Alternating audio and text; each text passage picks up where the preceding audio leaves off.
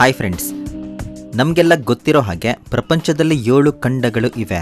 ನಾವು ಚಿಕ್ಕ ವಯಸ್ಸಿನಿಂದ ಪುಸ್ತಕಗಳಲ್ಲಿ ಕಲ್ತ್ಕೊಂಡು ಬರ್ತಿರೋದು ಇದನ್ನೇ. ಗೂಗಲ್ನಲ್ಲಿ ಸರ್ಚ್ ಮಾಡಿದ್ರೂ ಕೂಡ ನಮಗೆ ಕಾಣಿಸೋದು 7 ಖಂಡಗಳ ಹೆಸರು ಮಾತ್ರ.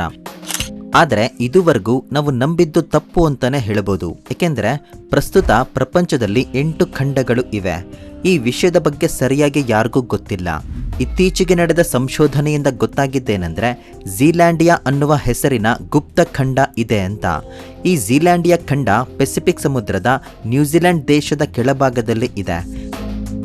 ನಮ್ಮನ್ನು ಆಶ್ಚರ್ಯಪಡಿಸುವ ಸಂಗತಿ ಏನೆಂದರೆ ಝೀಲ್ಯಾಂಡಿಯಾ ಕಾಂಟಿನೆಂಟ್ನ 95% ಭೂಭಾಗ ನೀರಿನ ಒಳಗಡೆ ಇದೆ. ಕೇವಲ 5% ಮಾತ್ರ ಒಂದು ಐಲ್ಯಾಂಡ್ ರೀತಿ ಪೆಸಿಫಿಕ್ ಸಮುದ್ರದಲ್ಲಿ ತೇಲ್ತಾ ಇದೆ. ಈ ಖಂಡ ಇಡೀ ಪ್ರಪಂಚದಲ್ಲಿರುವ ಎಲ್ಲ ಜಿಯೋಲಜಿಸ್ಟ್ಗಳ ಗಮನವನ್ನು ಸೆಳೆಯುತ್ತೆ.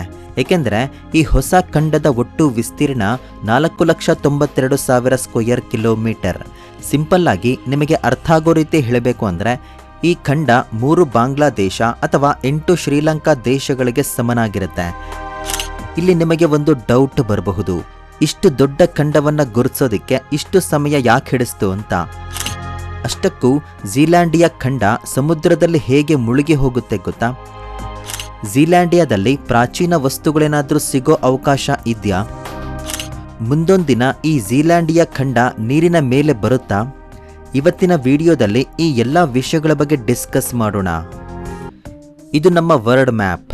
ಇದರಲ್ಲಿ ಪ್ರಪಂಚದಲ್ಲಿರುವ 7 ಖಂಡಗಳನ್ನು ತುಂಬ ಸುಲಭವಾಗಿ ಗುರುತಿಸಬಹುದು. Asia, Africa, North America, South America, Antarctica, Europe ಮತ್ತು ಆಸ್ಟ್ರೇಲಿಯಾ ಇದೆ. ಈಗ 8ನೇ ಖಂಡವಾದ ಝೀಲ್ಯಾಂಡಿಯಾ ಹೆಸರು ಸೇರಿಕೊಂಡಿದೆ. ಆದರೆ ಮೊದಲಿನಿಂದ ಭೂಮಿ ಮೇಲೆ ಇಷ್ಟು ಖಂಡಗಳು ಇರಲಿಲ್ಲ. ಇವತ್ತಿಂದ 30 ಕೋಟಿ ವರ್ಷಗಳ ಹಿಂದೆ ಭೂಮಿ ಮೇಲೆ ಒಂದೇ ಒಂದು ಸೂಪರ್ ಕಾಂಟಿನೆಂಟ್ ಇತ್ತು. ಇದರ ಹೆಸರು ಪ್ಯಾಂಜಿಯಾ. ಇದರ ಸುತ್ತ ಪಂತಾಲಸ್ಸಾ ಅನ್ನೋ ಸಮುದ್ರ ಇತ್ತು. ಟ್ರಿಯಾಸಿಕ್ ಪೀರಿಯಡ್ಗೆ ಮುಂಚೆ ಅಂದರೆ ಸುಮಾರು 20 ಕೋಟಿ ವರ್ಷಗಳ ಹಿಂದೆ ಭೂಮಿಯ ಒಳಗಡೆ ಟೆಕ್ಟಾನಿಕ್ ಪ್ಲೇಟ್ಸ್ಗಳಲ್ಲಾದ ಮೂಮೆಂಟ್ನಿಂದ ಪ್ಯಾಂಜಿಯಾ ಅನ್ನೋ ಸೂಪರ್ ಕಾಂಟಿನೆಂಟ್ ನಿಧಾನವಾಗಿ ಬೇರ್ಪಡೋದಕ್ಕೆ ಶುರುವಾಗುತ್ತೆ. ಹಾಗೆ 2 ಬೇರೆ ಬೇರೆ ಭಾಗಗಳಾಗಿ ಡಿವೈಡ್ ಆಗುತ್ತೆ. ಇದರಲ್ಲಿನ ಮೊದಲ ಭಾಗವನ್ನು ಲೂರೇಷಿಯಾ ಅಂತ ಕರೀತಾರೆ. ಈ ಭಾಗ ಮೈಗ್ರೇಟ್ ಆಗಿ ಭೂಮಿಯ ಉತ್ತರ ಭಾಗಕ್ಕೆ ಹೋಗಿಬಿಡುತ್ತೆ. ಇದರಲ್ಲಿ ತುಂಬ ಭಾಗಗಳು ಉಂಟಾಗುತ್ತೆ. ನಾರ್ತ್ ಅಮೆರಿಕಾ, ಯುರೋಪ್, ಏಷ್ಯಾ ಖಂಡಗಳು ಕ್ರಿಯೇಟ್ ಆಗುತ್ತೆ. ಪ್ಯಾಂಜಿಯಾದ 2ನೇ ಭಾಗಕ್ಕೆ ಗೋಂಡ್ವಾನಾ ಅನ್ನೋ ಹೆಸರನ್ನು ಇಡ್ತಾರೆ. ಇದು ಕೂಡ ಕೆಲವು ಖಂಡಗಳಾಗಿ ಡಿವೈಡ್ ಆಗುತ್ತೆ. ಇದರಿಂದ ಸೌತ್ ಅಮೆರಿಕಾ, ಆಫ್ರಿಕಾ, ಆಸ್ಟ್ರೇಲಿಯಾ, ಅಂಟಾರ್ಟಿಕಾಗಳು ಏರ್ಪಡುತ್ತೆ. ಅಂದರೆ ಭೂಮಿ ಮೇಲೆ ಏರ್ಪಟ್ಟ 7 ಖಂಡಗಳು ಒಂದು ಕಾಲದಲ್ಲಿ ಪ್ಯಾಂಜಿಯಾ ಸೂಪರ್ ಕಾಂಟಿನೆಂಟ್ನ ಬೇರೆ ಬೇರೆ ಭಾಗಗಳು. ನಂತರ ವಿಜ್ಞಾನಿಗಳು ಕಂಪ್ಯೂಟರ್ ಸಿಮ್ಯುಲೇಷನ್ ಮುಖಾಂತರ ಎಲ್ಲ ಖಂಡಗಳನ್ನು ಪಜಲ್ ರೀತಿ ಜೋಡಿಸಿದಾಗ ಗೊತ್ತಾಗಿದ್ದೇನೆಂದರೆ ಗೋಂಡ್ವಾನಾದಲ್ಲಿ ಒಂದು ದೊಡ್ಡ ಭೂಪ್ರದೇಶ ಮಿಸ್ ಆಗಿದೆ ಅನ್ನೋದನ್ನ ತಿಳ್ಕೊತಾರೆ. ಇದನ್ನು ಡಿಸ್ಕವರ್ ಮಾಡೋದಕ್ಕೆ ಶುರು ಮಾಡ್ತಾರೆ. ಈ ಡಿಸ್ಕವರಿ 2017ರಲ್ಲಿ ಕಂಪ್ಲೀಟ್ ಆಗುತ್ತೆ. ನ್ಯೂಜಿಲ್ಯಾಂಡ್ ಮತ್ತು ಆಸ್ಟ್ರೇಲಿಯಾದ 11 ಜನ ಅನ್ವೇಷಣಾಕಾರರು ಸೇರಿಕೊಂಡು ಝೀಲ್ಯಾಂಡಿಯಾ ಖಂಡವನ್ನು ಡಿಸ್ಕವರ್ ಮಾಡ್ತಾರೆ. ಝೀಲ್ಯಾಂಡಿಯಾದ 95% ಭೂಪ್ರದೇಶ ಪಶ್ಚಿಮ ಮತ್ತು ದಕ್ಷಿಣ ಪೆಸಿಫಿಕ್ ಸಮುದ್ರದಲ್ಲಿ 3500 ಅಡಿಗಳ ಆಳದಲ್ಲಿ ಮುಳುಗಿ ಹೋಗಿದೆ. ಕೇವಲ 5% ಭೂಭಾಗ ಮಾತ್ರ ನೀರಿನ ಮೇಲೆ ಇದೆ. ಈ ಭೂಭಾಗದ ಮೇಲೇನೆ ನ್ಯೂಜಿಲೆಂಡ್ ದೇಶ ಇದೆ. ಇದು ಫಸ್ಟ್ ಎವಿಡೆನ್ಸ್ ಆಫ್ ಝೀಲ್ಯಾಂಡಿಯಾ. ಇಲ್ಲಿ ಆಶ್ಚರ್ಯಪಡುವ ವಿಷಯ ಏನಂದರೆ ಮಾಡ್ರನ್ ಅನ್ವೇಷಣೆಗೆ ಮುಂಚೆ ಅಂದರೆ 1642ರಲ್ಲಿ ಮನುಷ್ಯರಿಗೆ ಝೀಲ್ಯಾಂಡಿಯಾಗೆ ಸೇರಿದ ಕೆಲವು ಪ್ರೂಫ್ಗಳು ಸಿಗುತ್ತೆ. ಏಬಲ್ ಟಸ್ಮ್ಯಾನ್ ಅನ್ನುವ ಒಬ್ಬ ಡಚ್ ಮ್ಯಾನ್ ಈ ಖಂಡವನ್ನು ಕಂಡುಹಿಡಿತಾರೆ. ಆ ಸಮಯದಲ್ಲಿ ಮನುಷ್ಯರು ಹೊಸ ಹೊಸ ಖಂಡಗಳ ಹುಡುಕಾಟದಲ್ಲಿ ಇದ್ದರು.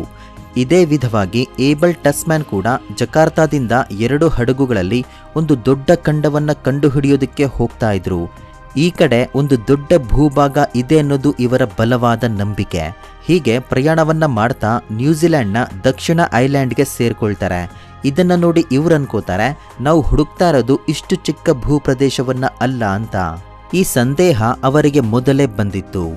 ನ್ಯೂಜಿಲೆಂಡ್ ಸೇರಿಕೊಂಡ ತಕ್ಷಣ ಏಬಲ್ ಟಸ್ಮ್ಯಾನ್ ತನ್ನ ಸಂಗಡಿಗರ ಜೊತೆ ಸೇರಿಕೊಂಡು ಅಲ್ಲಿನ ಜನರ ಮೇಲೆ ದಾಳಿಯನ್ನ ಮಾಡ್ತಾರೆ. ಈ ದಾಳಿಯಲ್ಲಿ 4 ಜನ ಯುರೋಪಿಯನ್ನರು ಸತ್ತೋಗ್ತಾರೆ. ಹೀಗಾಗಿ ಏಬಲ್ ಟಸ್ಮ್ಯಾನ್ ಈ ಪ್ರದೇಶಕ್ಕೆ ಮರ್ಡರ್ ಬೇ ಅನ್ನೋ ಹೆಸರನ್ನ ಇಡ್ತಾನೆ. ನಂತರ ವಾಪಸ್ ತನ್ನ ದೇಶಕ್ಕೆ ಹೋಗಿಬಿಡ್ತಾನೆ. ಆದರೆ ಏಬಲ್ ಟಸ್ಮ್ಯಾನ್ ಹುಡುಕುತ್ತಿದ್ದ ದೊಡ್ಡ ಭೂಖಂಡ ಅವರ ಹಡಗುಗಳ ಕೆಳಗಡೆನೆ ಇದೆ ಅನ್ನೋದನ್ನ ಕಂಡುಹಿಡಿಯೋದಕ್ಕೆ ಸಾಧ್ಯ ಆಗ್ಲೇ ಇಲ್ಲ. ಈಗ ನಮ್ಮ ಹತ್ರ ಈ ಖಂಡ ಇದೆ ಅಂತ ಸಾಕ್ಷ್ಯಗಳು ಇದ್ರೂ ಕೂಡ ನಿಜ ಅಂತ ಸಾಬೀತುಪಡಿಸೋದಕ್ಕೆ 100 ವರ್ಷಗಳ ಸಮಯ ಹಿಡಿಸಿದೆ. 2017ರ ನಂತರ ನಮ್ಮ ಭೂಮಿ ಮೇಲೆ 8 ಖಂಡಗಳು ಇವೆ ಅಂತ ಗೊತ್ತಾಯಿತು. ಆದರೆ ಸ್ಕೂಲ್ ಪುಸ್ತಕ ಮತ್ತು ಗೂಗಲ್ನಲ್ಲಿ ಈ ವಿಷಯದ ಬಗ್ಗೆ ಅಪ್ಡೇಟ್ ಮಾಡಲಿಲ್ಲ. ಏಕೆಂದರೆ ಒಂದು ಭೂಭಾಗವನ್ನು ಇದು ಒಂದು ಖಂಡ ಅಂತ ಡಿಕ್ಲೇರ್ ಮಾಡೋದಕ್ಕೆ ಕೆಲವು ಮಾನದಂಡಗಳು ಇವೆ. ಅದರಲ್ಲಿ ಮೊದಲನೇದು, ಈ ಭೂಭಾಗ ಕಮ್ಮಿ ಅಂದ್ರೂ 1 ಮಿಲಿಯನ್ ಸ್ಕ್ವೇರ್ ಕಿಲೋಮೀಟರ್ ಇರಬೇಕು. ಅಷ್ಟೇ ಅಲ್ಲ, ಇದರ ಸರೌಂಡಿಂಗ್ ಕ್ರಸ್ಟ್ ಲೇಯರ್ಗಿಂತ ಮೇಲಿರಬೇಕು. ವಿಜ್ಞಾನಿಗಳ ಪ್ರಕಾರ ಝೀಲ್ಯಾಂಡಿಯಾ ಕಾಂಟಿನೆಂಟ್ ಎಲ್ಲ ಮಾನದಂಡಗಳನ್ನು ಫುಲ್ಫಿಲ್ ಮಾಡಿದೆ. ಹಾಗಾಗಿ ಝೀಲ್ಯಾಂಡಿಯಾ ಕಾಂಟಿನೆಂಟ್ ಅನ್ನ 8ನೇ ಖಂಡವನ್ನಾಗಿ ಡಿಕ್ಲೇರ್ ಮಾಡ್ತಾರೆ ಮತ್ತು ಇದನ್ನ ಥಿನ್ನೆಸ್ಟ್ ಅಂಡ್ ಯಂಗೆಸ್ಟ್ ಕಾಂಟಿನೆಂಟ್ ಅಂತ ಕೂಡ ಕರೀತಾರೆ. ಜಿಯೋ ಸೈಂಟಿಸ್ಟ್ನಲ್ಲಿ ಇತ್ತೀಚೆಗೆ ಪ್ರಕಟಣೆಯಾದ ರಿಪೋರ್ಟ್ ಪ್ರಕಾರ ಝೀಲ್ಯಾಂಡಿಯಾದ ಗಾತ್ರ ವಿಜ್ಞಾನಿಗಳ ಅಂದಾಜಿಗಿಂತ 2 ಪಟ್ಟು ಜಾಸ್ತಿ ಇರಬಹುದು. ಸಮುದ್ರದ ಆಳದಲ್ಲಿ ಸುಮಾರು 2 ಕಿಲೋಮೀಟರ್ ಆಳದಲ್ಲಿರುವ Zealandia continent large marine life ಅನ್ನ ಸಪೋರ್ಟ್ ಮಾಡುತ್ತೆ. 20 ಕೋಟಿ ವರ್ಷಗಳ ಹಿಂದೆ ಝೀಲ್ಯಾಂಡಿಯಾ, ಅಂಟಾರ್ಕಿಟಿಕಾ ಮತ್ತು ಆಸ್ಟ್ರೇಲಿಯಾ ಖಂಡಗಳು ಒಂದಾಗಿತ್ತು. ಆದರೆ ಸುಮಾರು 150 ಮಿಲಿಯನ್ ವರ್ಷಗಳ ಹಿಂದೆ ಇವೆರಡರಿಂದ ಝೀಲ್ಯಾಂಡಿಯಾ ಬೇರ್ಪಡುತ್ತೆ. ಹೀಗೆ 2.3 ಕೋಟಿ ವರ್ಷಗಳಲ್ಲಿ ಹೆಚ್ಚಾದ ನೀರಿನ ಮಟ್ಟದಿಂದ ಝೀಲ್ಯಾಂಡಿಯಾ ಸಮುದ್ರದಲ್ಲಿ ಮುಳುಗಿ ಹೋಗುತ್ತೆ. 95% ಭೂಪ್ರದೇಶ ಸಮುದ್ರದಲ್ಲಿ ಮುಳುಗಿದೆ. ಆದರೂ ಸರಿ, ಇವತ್ತಿಗೂ ಇದರ ಬಗ್ಗೆ ಹಲವಾರು ಪ್ರಶ್ನೆಗಳಿಗೆ ವಿಜ್ಞಾನಿಗಳ ಹತ್ರ ಉತ್ತರ ಇಲ್ಲ. ಅನ್ವೇಷಣೆಕಾರರ ಪ್ರಕಾರ ಈ ಖಂಡದ ಅಂಚಿನ ಸಮುದ್ರದ ಕ್ರಸ್ಟ್ ಲೇಯರ್ 7ರಿಂದ 10 ಕಿಲೋಮೀಟರ್ ಮಾತ್ರ ದಪ್ಪ ಇದೆ. ನಾರ್ಮಲ್ ಆಗಿ ಖಂಡಗಳ ಓಷನಿಕ್ ಕ್ರಸ್ಟ್ ಲೇಯರ್ 40ರಿಂದ 50 ಕಿಲೋಮೀಟರ್ ದಪ್ಪ ಇರುತ್ತೆ. ಇದರ ಬಗ್ಗೆ ವಿಜ್ಞಾನಿಗಳು ಏನು ಹೇಳ್ತಿದ್ದಾರೆ ಅಂದರೆ, ಆಸ್ಟ್ರೇಲಿಯಾ ಮತ್ತು ಅಂಟಾರ್ಟಿಕಾದಿಂದ ಬೇರ್ಪಟ್ಟ ಟೈಮಲ್ಲಿ ಝೀಲ್ಯಾಂಡಿಯಾದ ಓಷನಿಕ್ ಕ್ರಸ್ಟ್ನಲ್ಲಿ ರಿಲೀಸ್ ಆಗುತ್ತಿದ್ದ ಟೆನ್ಷನ್ ಕಾರಣದಿಂದ ಥಿಕ್ನೆಸ್ ಮೇಲೆ ಪ್ರಭಾವ ಬೀರುತ್ತೆ. ಹಾಗಾಗಿ ಈ ಕಾಂಟಿನೆಂಟ್ ಸಮುದ್ರದಲ್ಲಿ ಮುಳುಗಿ ಹೋಗಿರಬಹುದು. ಝೀಲ್ಯಾಂಡಿಯಾ ಕ್ರಸ್ಟ್ನಲ್ಲಿ ಜಿಯೋಲಜಿಸ್ಟ್ಗಳಿಗೆ ತುಂಬ ವಿಧವಾದ ಕಲ್ಲುಗಳು ಸಿಕ್ಕಿದೆ. ಮೆಟಾಮೋರ್ಫಿಕ್, ಇಗ್ನಸ್, ಸೆಡಿಮೆಂಟರಿನಂತಹ ಕಲ್ಲುಗಳು ಸಿಕ್ಕಿದೆ. ಇಷ್ಟೇ ಅಲ್ಲ, ಗ್ರಾನೈಟ್, ಲೈಮ್ಸ್ಟೋನ್ನಂತಹ ಕಲ್ಲುಗಳು ಕೂಡ ಸಿಕ್ಕಿದೆ. ಈ ಕಾಂಟಿನೆಂಟ್ನ ಕ್ರಸ್ಟ್ ಲೇಯರ್ನಲ್ಲಿ ಬಾಸಲ್ಟ್ ಕೂಡ ಹೆಚ್ಚಿನ ಮೊತ್ತದಲ್ಲಿ ಇದೆ. ಝೀಲ್ಯಾಂಡಿಯಾಗೆ ಇಷ್ಟು ತೆಳುವಾದ ಕ್ರಸ್ಟ್ ಲೇಯರ್ ಇದ್ರೂ ಕೂಡ ಚಿಕ್ಕ ಚಿಕ್ಕ ಐಲ್ಯಾಂಡ್ ಆಗಿ ಯಾಕೆ ಬೇರ್ಪಟ್ಟಿಲ್ಲ? ಇದ್ರ ಬಗ್ಗೆ ತಿಳ್ಕೊಳ್ಳೋದಿಕ್ಕೆ ವಿಜ್ಞಾನಿಗಳು ಇವತ್ತೂ ಪ್ರಯತ್ನವನ್ನ ಪಡ್ತಾನೆ ಇದ್ದಾರೆ. ಹಾಗೆ ಈ ಕಾಂಟಿನೆಂಟ್ ಯಾವಾಗ ಸಮುದ್ರದಲ್ಲಿ ಮುಳುಗೋಯ್ತು? ಈ ಪ್ರಶ್ನೆಗೆ ನಮ್ಮ ಹತ್ರ ಒಂದು ರಫ್ ಕ್ಯಾಲ್ಕುಲೇಷನ್ ಇದ್ರೂ ಕೂಡ ಇದಕ್ಕೆ ಕಾರಣ ಏನು ಅನ್ನೋದು ಯಾರಿಗೂ ಗೊತ್ತಾಗ್ತಿಲ್ಲ. ಕೆಲವು ಕೋಟಿ ವರ್ಷಗಳ ಹಿಂದೆ ಆಸ್ಟ್ರೇಲಿಯಾದಲ್ಲಿದ್ದ ದೊಡ್ಡ ದೊಡ್ಡ ಪ್ರಾಣಿಗಳ ಅವಶೇಷಗಳು ಝೀಲ್ಯಾಂಡಿಯಾದಲ್ಲಿ ಸಿಗುವ ಅವಕಾಶ ಇದೆಯಾ? ಏಕೆಂದರೆ ಸೂಪರ್ ಕಾಂಟಿನೆಂಟ್ ಆಗಿರುವ ಗೋಂಡ್ವಾನಾದಲ್ಲಿ ತುಂಬ ವಿಧವಾದ ಪ್ರಾಣಿಗಳು ಇದ್ವು. ಇವುಗಳಲ್ಲಿ ಭೂಮಿಯ ಇತಿಹಾಸದಲ್ಲೇ ಅತ್ಯಂತ ದೊಡ್ಡ ಪ್ರಾಣಿಯಾದ ಟೈಟಾನೋಸರಸ್ ಕೂಡ ಆ ಸಮಯದಲ್ಲಿ ಗೋಂಡ್ವಾನಾದಲ್ಲಿ ಜೀವಿಸ್ತಾ ಇತ್ತು.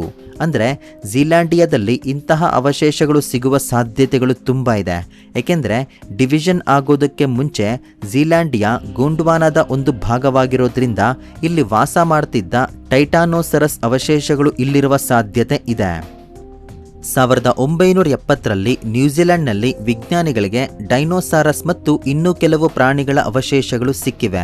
ಹಾಗಂಥೇಳಿ ಝೀಲ್ಯಾಂಡಿಯಾದಲ್ಲಿ ಇಂತಹದ್ದೇ ಅವಶೇಷಗಳು ಸಿಗಬೇಕು ಅಂತೇನೂ ಇಲ್ಲ. ಈ ಕಾಂಟಿನೆಂಟ್ ಸಡನ್ ಆಗಿ ಸಮುದ್ರದಲ್ಲಿ ಮುಳುಗಿರೋದಿಲ್ಲ. ಇದು ಮುಳುಗೋದಕ್ಕೆ ಕೆಲವು ಕೋಟಿ ವರ್ಷಗಳ ಸಮಯ ಹಿಡಿಸಿರಬಹುದು. ಹಾಗಾಗಿ ಇಲ್ಲಿ ವಾಸ ಮಾಡುವ ಪ್ರಾಣಿಗಳಿಗೆ ಬೇರೆ ಪ್ರದೇಶಗಳಿಗೆ ವಲಸೆ ಹೋಗೋದಕ್ಕೆ ಸಮಯ ಸಿಕ್ಕಿರುತ್ತೆ. ಇದರಿಂದ ಇವುಗಳ ಅವಶೇಷಗಳು ಸಿಗದೇ ಇರಬಹುದು. ಈ ಕಾಂಟಿನೆಂಟ್ ಸಮುದ್ರದಲ್ಲಿ ಮುಳುಗಿ ಹೋಗಿರೋದ್ರಿಂದ ರಿಸರ್ಚ್ ಮಾಡಿ ಅವಶೇಷಗಳನ್ನು ಹುಡುಕೋದು ತುಂಬ ಕಷ್ಟದ ಕೆಲಸ. ಏಕೆಂದರೆ ಝೀಲ್ಯಾಂಡಿಯಾ ಅನ್ನೋದು ತುಂಬ ದೊಡ್ಡ ಖಂಡ.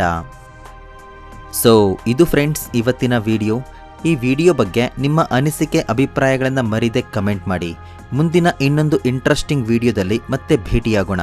ಜೈ ಹಿಂದ್.